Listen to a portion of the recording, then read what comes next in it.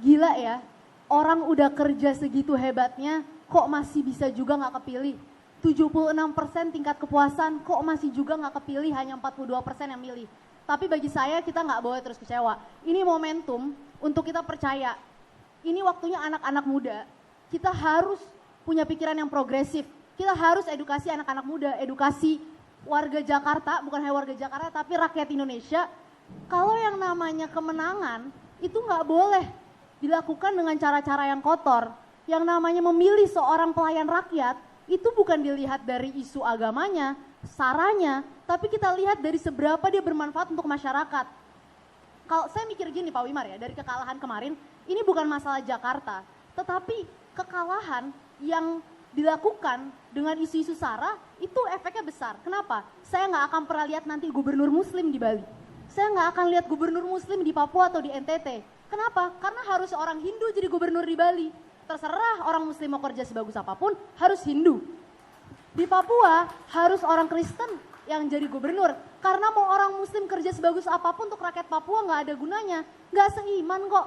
Begitupun di Jakarta. Mau kerja sampai mati pun siang malam untuk mewujudkan keadilan sosial, kalau tidak seiman, percuma. Kemarin ada yang bilang, itu kan bukan masalah seiman.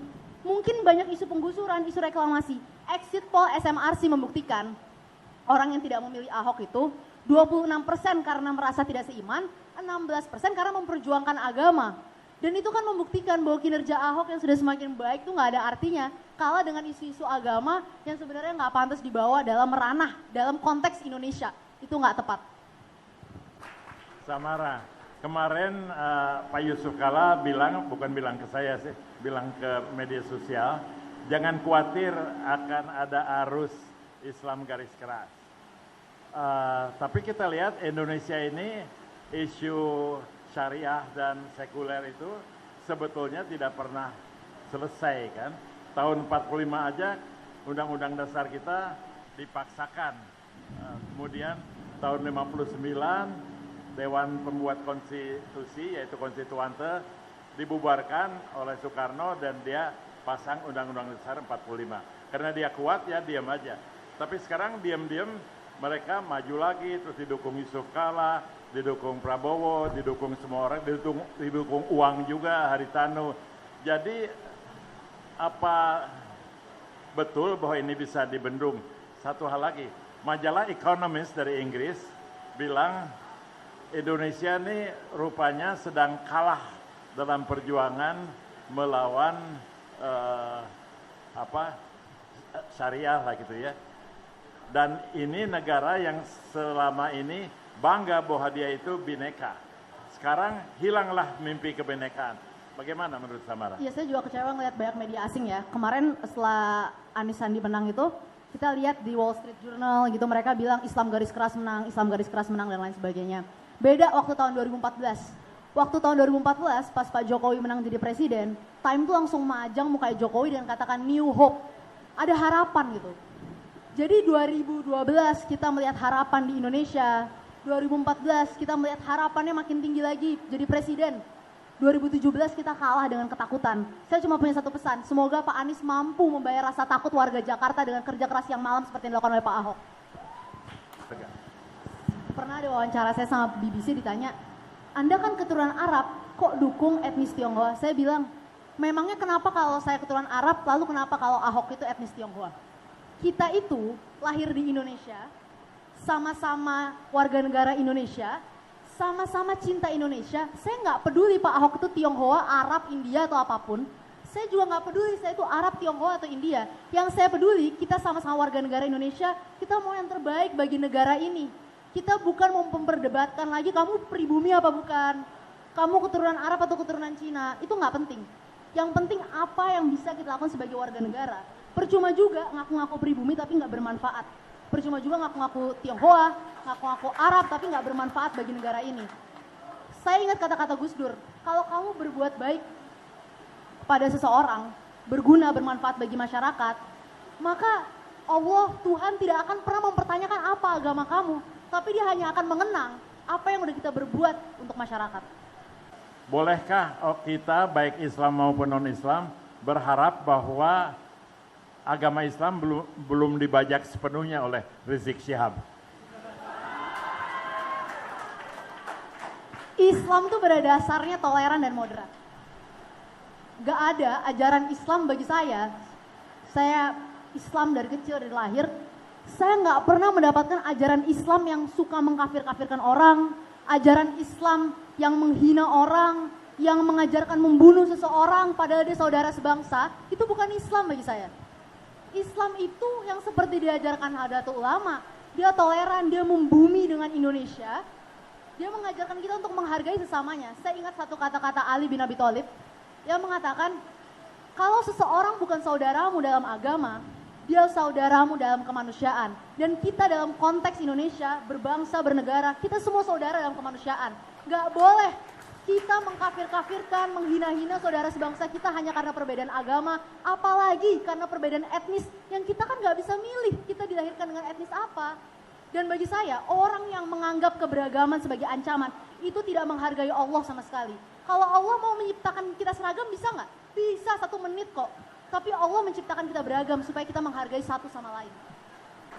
Nilai-nilai Samara ini sebetulnya diperoleh sejak kecil, sosialisasi dari keluarga, atau dari sekolah, atau dari mana? Apa ada nih jalurnya lurus dari kecil sampai sekarang? Cukup lurus lah, orang tua saya nggak pernah mengajarkan saya untuk membunuh orang, mengkafirkan orang, ya kamu jangan temenan sama yang beda agama, nggak pernah. Karena kita sejak dini, kita sadar gitu, kita punya agama Islam, ya kita orang Islam, tapi kan agama itu hubungan kita sama Allah, nggak ada yang orang yang bisa menilai keimanan saya juga nggak mau nilai keimanan semua orang di sini gitu. Dan itu yang harus kita pegang, ketika kita bersosialisasi, bermasyarakat, ketemu orang yang beda agama, ya itu hidup gitu loh. Kita harus hidup, kita harus bisa, apalagi kita satu negara. Udah gitu negaranya juga Pancasila. Kenapa kita harus mempermasalahkan hal-hal yang seperti itu? Apalagi zaman sekarang lagi lebih keren gitu. Banyak orang yang merasa dapat wahyu, bisa nilai, wah ini kalau misalnya milih Ahok pasti Islamnya setengah-setengah. Kalau dia Islamnya setengah-setengah, dia antara liberal apa Syiah nih. Kalau nggak liberal Syiah mungkin dia kafir kali. Oh kalau misalnya di Arab keturunan Abu Jahal sama Abu Lahab. Ya gitu-gitulah. Mungkin dia merasa dapat wahyu. Kalau bagi saya, orang-orang kayak gitu tuh malah, sorry ya, itu orang-orang yang menista Islam itu yang kayak gitu. Kenapa? Karena mereka mensejajarkan dirinya sama Allah. Hanya Allah yang bisa menilai batin dan keimanan kita, bukan mereka. Kita harus ingat gitu. Yang saya pelajari juga dari Pak Ahok, harus ingat, ini bukan soal Ahok, ini bukan soal Samara. Ini soal prinsip-prinsip yang kita pegang. Apa itu? Keadilan, keberanian, ketegasan, toleransi, dan lain sebagainya gitu. Orang itu menganggap Ahok itu apa legasinya? Bangun jembatan Semanggi, bangun MRT, bangun jalan, bangun kali jodoh. Iya, itu semua legasi dia. Kita lihat fisiknya. Satu hal yang orang lupakan tentang Ahok, dia sudah menginspirasi jutaan anak muda di negara ini, bukan hanya Jakarta, di negara ini, bukan hanya Jakarta, bahwa kalau kita mau berjuang, kalau kita mau berbuat sesuatu bagi Indonesia, jangan pikirin kita berasal dari mana, tapi pegang prinsip kita, karena di mana ada prinsip, di situ kita bisa berbuat sesuatu. Ahok kalah karena memegang prinsipnya, tapi dia akan dikenang seumur hidupnya. Gitu. Siapa yang ngomong ya, kalau misalnya sekelompok orang bodoh itu jangan diremehkan gitu. Kalau ada orang bodoh banyak itu jangan diremehkan. Kalau mau, kita harus benar-benar bersuara. Bayangin kalau yang kepilih orang-orang kayak Trump, tapi versi Islam garis keras gitu. Kalian nonton bioskop gitu, bayangin ya, kalian nonton di sinema gitu, perempuan sendiri gitu kan. Laki-laki sendiri gitu, makan gitu, ruangan khusus perempuan, ruangan khusus laki-laki gitu kan. Buat anak-anak milenial nih yang suka pacaran, suka romantis-romantisan, kalian lupakan kalau misalnya presidennya orang-orang yang punya perda syariah. Undang-undang kita berubah jadi khilafah, kelar hidup kalian semuanya.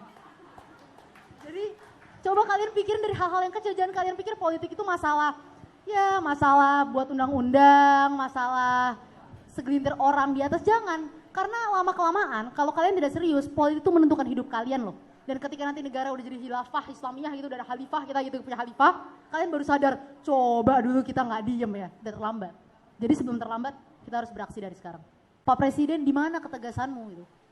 Gak bisa, ini juga untuk kebaikan Presiden gitu. Kita percaya kok, Pak Jokowi itu toleran, percaya. Pak Jokowi moderat, percaya.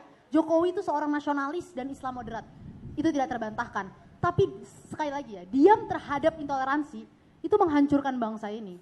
Kita udah gak, Pak Jokowi orang Jawa iya, tapi kita udah gak butuh kode-kode sekarang Pak Jokowi. Kita butuh tindakan yang jelas. Hate speech is not freedom of speech, itu jelas. Gitu. Orang yang mengatakan bunuh saudara sebangsa, kafir gitu kan. dan lain sebagainya. Kalau misalnya terus ditoleransi, apa jadinya negara kita gitu. Tapi saya percaya Pak Jokowi udah harus bersuara lantang melawan orang-orang ini. Ayo dong, kumpulin NU mana nih, Muhammadiyah, kumpulin semuanya. Ini masalah kebangsaan loh, ini bukan masalah pemerintah semata, ini masalah kita semua gitu.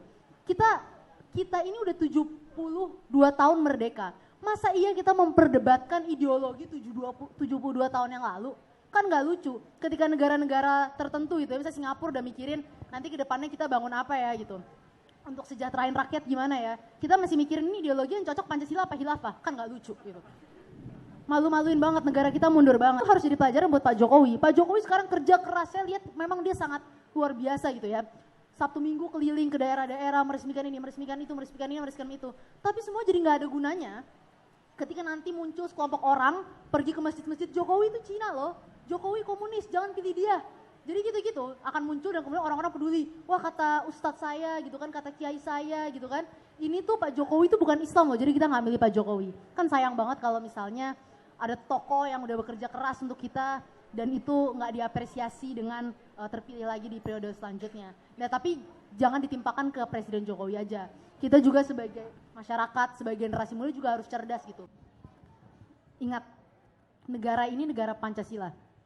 Negara Pancasila itu tidak menjunjung tinggi agama lain di atas agama lainnya. Kita semua sama. Dan ingat, pemerintah itu diwajibkan oleh undang-undang menjamin hak beribadah setiap warga negaranya apapun agamanya.